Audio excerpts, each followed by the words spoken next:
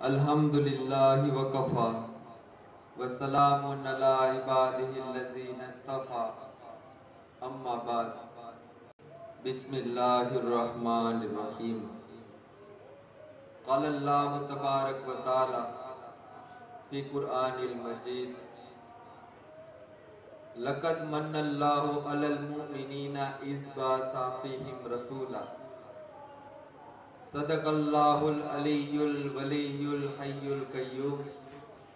درود شریف پڑھ لیجئے۔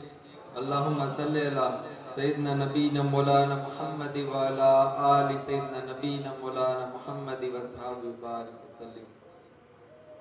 حضرات، اللہ تبارک و تعالیٰ کا شکر ہے جس کی توفیق سے آپ اور ہم اس بابرکت محفل میں جمع ہیں۔ یوں تو اللہ تبارک و تعالیٰ نے بنی نوع انسان پر بہت سے احسانات فرمائے۔ یہ پوری کائنات، یہ آسمان، یہ زمین، یہ ستارے، یہ چاند، یہ سورج، یہ ندیاں، یہ پہاڑے، یہ جتنی بھی اللہ تبارک و تعالیٰ نے اس کائنات میں چیزیں بنائی ہے وہ انسان کے لیے بنائی ہے۔ ساری چیزیں اللہ تبارک و تعالیٰ نے انسان کے لیے بنائی۔ اتنے زیادہ اللہ تبارک و تعالیٰ نے احسانات فرمائے کہ اگر کوئی بندہ اس کو اگر گننا بھی چاہے تو گن بھی نہیں سکتا۔ لیکن اتنے سارے احسانات میں سے سب سے بڑا احسان اگر اللہ تبارک و تعالیٰ نے اگر فرمایا تو وہ کیا فرمایا؟ اللہ تبارک و تعالیٰ نے فرمایا لَقَدْ مَنَّ اللَّهُ عَلَى الْمُؤْمِنِينَ إِذْ بَعَثَ فِيهِمْ رَسُولًا، کہ ان سارے احسان ایک طرف، اور سب سے بڑا احسان اللہ تبارک و تعالیٰ نے انسانوں پر یہ فرمایا کہ اس انسانوں میں اپنے محبوب کو مبعوث فرما دیا۔ ورنہ اپنا محبوب کون دیتا ہے؟ لیکن اللہ تبارک و تعالیٰ نے اپنے پیارے محبوب حضور صلی اللہ تعالیٰ علیہ وسلم کو انسانوں میں عطا فرما دیا۔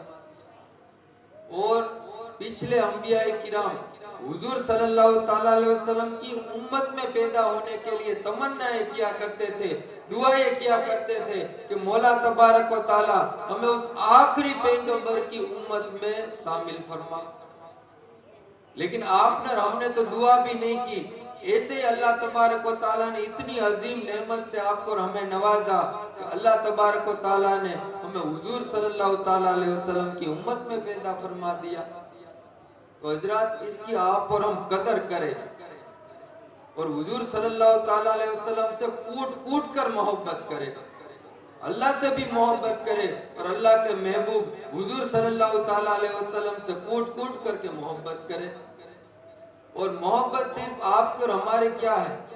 یا تو نعرے آپ پر ہم لگا لیتے ہیں یا نیاز وغیرہ کر لیتے ہیں، تو یاد رکھ لیں یہ بھی محبت کی علامت اور محبت کی نشانی ہے۔ لیکن اس سے ایک درجہ آپ اور ہم اور آگے بڑھے کہ حضور صلی اللہ تعالیٰ علیہ وسلم کی اتباع اور آپ صلی اللہ تعالیٰ علیہ وسلم کی ایک ایک سنتوں کو آپ اور ہم اپنا لیں، نمازوں کی پابندی کرے اور حضور صلی اللہ تعالیٰ علیہ وسلم کی چھوٹی سے چھوٹی اگر ایک بھی سنت ہو اس پر آپ اور ہم عامل ہو جائے، اس پر عمل کرنے والے ہو جائے۔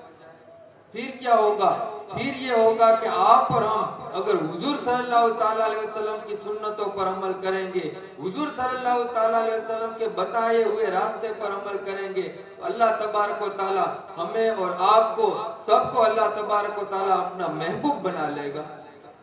ان اولیاء کرام کا آپ پر ہم تذکرہ سنتے ہیں، غوث اعظم پیران پیر دستگیر، غریب نواز، اسی طرح بہاؤالدین زکریا ملتانی، حضرت بہاؤالدین نقشبند، امام ربانی مجدد الفسانی، اور بھی اولیاء کرام کا آپ پر ہم تذکرہ سنتے ہیں۔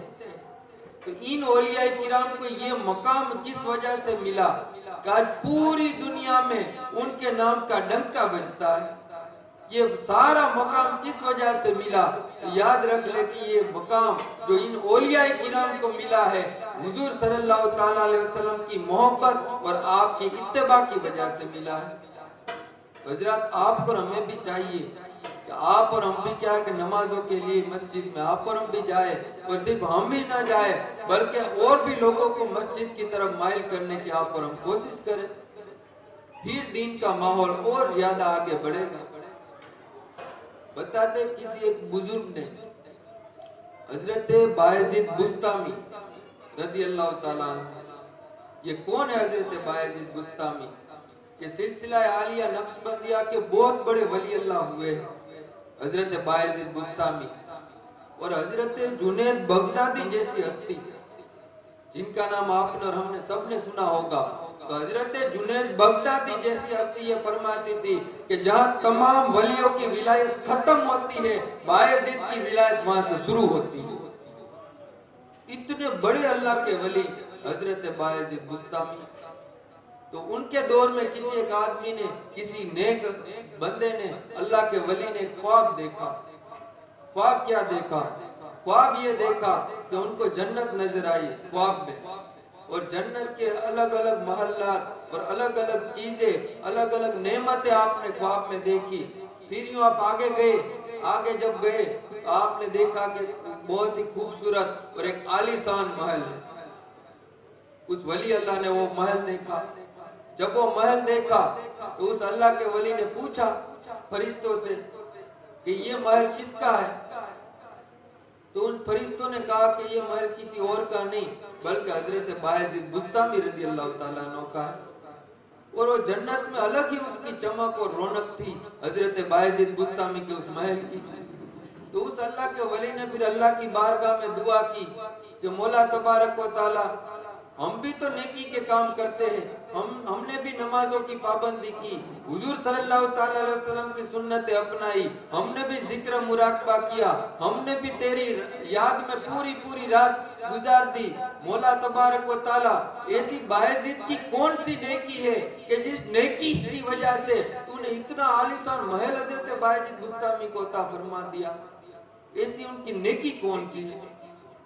تو اللہ تبارک و تعالیٰ کی طرف سے یہ اعلان کیا گیا کہ میرے بندے، حقیقت میں تو بھی میرا نیک بندہ ہے، تو بھی نمازیں پڑھتا ہے، تو بھی اللہ اللہ کرتا ہے، تو بھی ذکر مراقبہ کرتا ہے، تو بھی میرے محبوب کی سنتوں کو اپناتا ہے، لیکن بایزید کی ایک ادا مجھے پسند آ گئی جس کی وجہ سے میں نے ان کو اتنا بڑا عالیشان محل عطا فرما دیا۔ اس اللہ کے ولی نے پوچھا کہ وہ بایزید کی ایسی نیکی اور ایسی کون سی آپ کو ادا پسند آ گئی؟ تو اللہ تبارک و تعالیٰ نے فرمایا کہ بایزید کی یہ نیکی مجھے پسند آ گئی کہ بایزید جب بھی میری بارگاہ میں دعا مانگتا ہے تو اور لوگ تو اور دعائیں مانگتے ہیں کہ مجھے یہ عطا فرما، یہ عطا فرما، یہ عطا فرما، لیکن میرے اتنے بندوں میں سے بایزید اکیلا بندہ ایسا ہے کہ وہ جب بھی دعا مانگتا ہے کوئی اور چیز نہیں مانگتا بلکہ صرف مجھے ہی مانگتا ہے، مولا تو ہی چاہیے، تیرے علاوہ کوئی چاہیے ہی نہیں۔ جب بھی بایزید مانگتا ہے صرف اور صرف مجھے ہی مانگتا ہے۔ تو حضرات، آپ اور ہم بھی جب بھی اللہ تبارک و تعالیٰ سے مانگے، یقیناً چھوٹے سے چھوٹا کام ہو وہ بھی اللہ کی بارگاہ میں مانگے، لیکن آپ اور ہم ان ساری چیزوں سے تھوڑا آگے بھی جائے۔ آپ اور ہم کیا ہے، یہی تصور کیے ہوئے ہیں کہ بس میرا اتنا اچھا مکان ہو، ایسی گاڑی ہو، ایسا میرا محل ہو، ایسا میرے بچے ہو، ایسی میری بیوی ہو، بس آپ کا ہمارا سارا دھیان اسی کی طرف ہے۔ میں یہ نہیں کہتا کہ نہیں آپ مکان نہیں بناؤ، گاڑیاں نہیں لو، سب کچھ کرو، لیکن ساتھ ہی ساتھ اللہ تبارک و تعالیٰ کی عبادت بھی کر لو، اللہ تبارک و تعالیٰ کو یاد بھی کر لو، حضور صلی اللہ تعالیٰ علیہ وسلم کی ایک ایک سنتوں کو بھی اپنا لو، اور سنتوں کی اپنی برکتیں، کتنی برکتیں۔ حضرت امام ربانی مجدد الفسانی، یہ کون ہے؟ یہ 1000 سال کے مجدد، سلسلہ عالیہ نقشبندیہ کے بہت بڑے پیر اور بہت بڑے ولی اللہ، 1000 سال کے مجدد، اور بتاتے ہیں کہ جب آپ کی ولادت ہوئی، آپ کی پیدائش ہوئی، تو آپ کی پیدائش پر جس طرح سے حضور صلی اللہ تعالیٰ علیہ وسلم کی جب ولادت ہوئی، اس ولادت کے موقع پر तमाम अंबिया किराम की अरवाह आपके कमरे पर, जिस कमरे में माँ आमिना थी वहाँ जमा हो गई थी और माँ आमिना को आपने मुबारकबाद दी। बताते हैं कि इसी तरह जब इमाम रब्बानी मुजद्दिद अल-फसानी की विलादत हुई तो तमाम औलिया किराम की अरवाह और अंबिया किराम की अरवाह हजरत इमाम रब्बानी मुजद्दिद अल-फसानी के घर पे मौजूद थी। और उस दौर के वली अल्लाह ने, बहुत से औलिया किराम ने बजरिया कस्ब ये देखा कि सरहिंद शरीफ में, जो आज पंजाब में है, जहाँ इमाम रब्बानी मुजद्दिद अल-फसानी रहते थे, आपकी विलादत जहाँ हुई, फरमाते हैं कि सरहिंद शरीफ में गली सड़क में इतने औलिया किराम की अरवाह आ चुकी थी कि पैर रखने की जगह नहीं थी। इतने औलिया किराम की अरवाह वहां आई थी। तो गोया कि इमाम रब्बानी मुजद्दिद अल-फसानी इतनी बड़ी हस्ती का नाम है। वो फरमाते हैं हुजूर सल्लल्लाहु अलैहि वसल्लम की सुन्नत के बारे में, आप फरमाते हैं कि अगर कोई बंदा सुन्नत केलुल्लाह की नियत से, यानी हुजूर सल्लल्लाहु अलैहि वसल्लम दोपहर के वक्त थोड़ी देर के लिए आप आराम फरमाया करते थे, तो इमाम रब्बानी मुजद्दिद अल-फसानी अपने मकतूबात शरीफ में फरमाते हैं कि अगर कोई बंदा सुन्नत केलुल्लाह की नियत से चंद लम्हों के लिए अगर सो जाएगा तो 1000 साल तक अगर बंदा रात को इबादत करेगा उससे भी ज्यादा सवाब सुन्नत केलुल्लाह की नियत से अगर कोई बंदा सिर्फ 5 मिनट के लिए भी अगर सो गया उस बंदे को इतना ज्यादा सवाब अता फरमा देगा। तो हजरत हुजूर सल्लल्लाहु अलैहि वसल्लम की सुन्नतों की इतनी अहमियत है, लेकिन आप और हम क्या है तो हुजूर सल्लल्लाहु अलैहि वसल्लम की सुन्नतों की तरफ बिल्कुल तवज्जो ही नहीं करते। आपको और हमें चाहिए, हमारी उम्र क्या है, किसी की 40 साल, किसी की 50 साल, किसी की 60 साल की उम्र हो गई है, लेकिन आप फिर हमारे चेहरे देखिए हुजूर सल्लल्लाहु अलैहि वसल्लम की सुन्नतों से खाली है। तो हजरत याद रख ले कि आज आप और हमें हुजूर सल्लल्लाहु अलैहि वसल्लम की सुन्नत को, इस दाढ़ी मुबारक को अपना ले। कल आप और हम जब आपकी और हमारी मौत वाक़ई होगी और कब्र में जाएंगे और हुजूर सल्लल्लाहु अलैहि वसल्लम कब्र में तशरीफ लाएंगे तो आप और हम फिर हुजूर सल्लल्लाहु अलैहि वसल्लम को तोहफे के तौर पर आप और हम क्या पेश करेंगे। अगर आपने और हमने हुजूर सल्लल्लाहु अलैहि वसल्लम की सुन्नत को अपनाया होगा तो कब्र में हुजूर सल्लल्लाहु अलैहि वसल्लम को तोहफे के तौर पर आप और हम कुछ पेश तो कर सकेंगे। एक किताब में एक वाकया लिखा हुआ है, वो क्या वाकया लिखा हुआ है? वाकया ये लिखा हुआ है कि कोई एक आदमी था, वो आदमी क्या कि व्यापार करने के लिए, फेरी लगाने के लिए, कोई चीज बेचने के लिए किसी गांव में गया। जब वो वहां गांव में गया था वो मुसलमान, लेकिन उसके चेहरे पर हुजूर सल्लल्लाहु अलैहि वसल्लम की सुन्नत नहीं थी, दाढ़ी शरीफ नहीं थी। अब वो गांव में गया, अब वो गांव में घूम रहा था और अपना माल बेच रहा था। इतने में क्या हुआ, हार्ट अटैक आया और वो बंदा वहीं के वहीं इंतकाल कर गया। अब लोग भी सारे जमा हो गए। अब लोग पहले तो यही फिक्र में थे कि मुसलमान है या पता नहीं कौन है, कैसे पता लगाया जाए, चेहरे पर दाढ़ी शरीफ नहीं है, सर पे इमामा या टोपी नहीं है, मुसलमानों वाला लिबास नहीं है, फिर हम क्या करें, कैसे पता लगाए। तो बताते हैं कि उसका चित्र खोला गया। अब देखिए मौत के बाद भी फिर कितनी बेशर्मी का आपको हमें सामना करना पड़ेगा। अल्लाह न करे, अल्लाह न करे, आज वक्त है, आज आप और हुजूर सल्लल्लाहु अलैहि वसल्लम की सुन्नतों को अपना ले। जैसा उस बंदे के साथ हुआ, अल्लाह न करे आप तो हमारे साथ भी ऐसा कुछ मामला हो। फिर क्या हुआ, लोगों को पता चला कि ये तो मुसलमान है। जब चित्र खोला गया फिर उन लोगों ने जमा होकर के पैसे जमा किए। अब पुराने दौर में लोगों के पास इतने पैसे नहीं हुआ करते थे कि वो कफन के पैसे लगा सके, इसलिए लोगों ने जमा होकर के किसी ने 1 रुपया दिया, किसी ने 2 रुपया दिया, किसी ने 4 रुपया दिया। यूं करके पूरे गांव में ऐलान किया गया कि कोई लाश है, लावारिस लाश है, पता नहीं इसका रिश्तेदार कौन है, कहाँ का रहने वाला है, कुछ पता नहीं है, लावारिस लाश है, लावारिस लाश है। यूं करते करते 2 घंटे तक ऐलान किया गया, तब जाके कफन के पैसे जमा हुए। फिर वहाँ के जो इमाम साहब थे, उन इमाम साहब ने उनको गुस्ल दिया, गुस्ल दे करके नमाज जनाजा पढ़ी और फिर कफन वगैरह का इंतजाम किया गया था, तो कफन वगैरह पहनाया गया, नमाज जनाजा पढ़ी गई, यूं करके आपको दफन कर दिया गया। जब दफन कर दिया गया तो फिर बताते हैं कि दफन करने के बाद 3 महीने बाद लोगों को पता चला कि वो आदमी कौन था। 3 महीने के बाद, 3 महीने के बाद ये पता चला कि उस आदमी की 7 बड़ी बड़ी शुगर मिल की फैक्ट्रियां हैं, 7 बड़ी बड़ी, और कम से कम 3-4 लाख रुपए, उस दौर के 3-4 लाख रुपए, आज के तो 5-7 करोड़ पकड़ ले, 3-4 लाख रुपए उसकी बैंक बैलेंस थी, और 10 या 12 उसके बड़े बड़े बगीचे थे। लेकिन आप देखिए, इतना माल होने के बावजूद उस बंदे का कफन भी अल्लाह तबारक व तआला ने उसके माल से नहीं अता फरमाया, बल्कि उसके कफन के लिए भी चंदा किया गया। चंदा करने के बाद फिर उसको कफन दिया गया। फिर बताते हैं कि थोड़े दिन के बाद, 8-10 दिन के बाद, उसके घर वाले और उसका कोई पहचान वाला वो फिर आया वहां गांव में। जब वो गांव में आया, उसने फिर पूछा कि भाई हमारा फलाना आदमी ऐसा है, आपने किसी को देखा है? उन्होंने कहा इसका तो इंतकाल हो गया। वो बंदा फिर नारे तकबीर, नारे रिसालत, उलमा अहले सुन्नत, उलमा अहले सुन्नत, जश्न ईद मिलादुन नबी।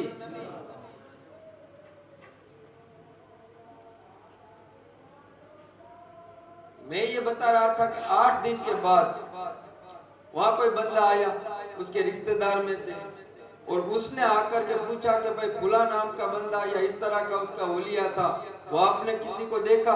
उन्होंने कहा उसका तो इंतकाल हो गया, उसको तो हमने दफन भी कर दिया। तो फिर उसने अपने घर पे जाकर के बताया। तो हजरत, आपको हमें चाहिए कि आप और हम भी अल्लाह के काम में, दीन के काम में लग जाए, नमाजों की पाबंदी में लग जाए, हुजूर सल्लल्लाहु ताला अलैहि वसल्लम की एक एक सुन्नतों को अपना ले। फिर क्या होगा? फिर ये होगा कि अल्लाह तबारक व तआला आपको हमारी रोजी में भी बरकत अता फरमा देगा, अल्लाह तबारक व तआला आपकी हमारी सेहत में भी बरकत अता फरमा देगा। लेकिन हजरत, आप और हम कुछ करें तो सही, दीन की तरफ आए तो सही।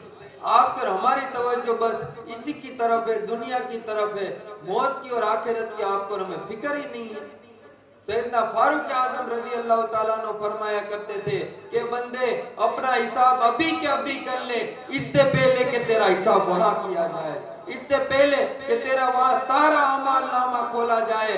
अपनी किताब के वरक तू भी उचक और देख कि मैंने कितने बड़े बड़े गुनाह किए हैं, और जब तू देख ले कि मेरे इतने बड़े बड़े गुनाह है, मेरे इतने बड़े बड़े पाप है, तो अपनी नाक और अपनी पेशानी को जमीन पर रगड़ और उस हाकमुल हाकिमीन की बारगाह में अर्ज करके मौला मेरे इतने बड़े बड़े पाप है, और अगर तू मुझे जहन्नम दे तो वाकई में उस लायक हूँ मौला, और अगर तू मुझे माफ कर दे तो तू तो है ही गफूर रहीम।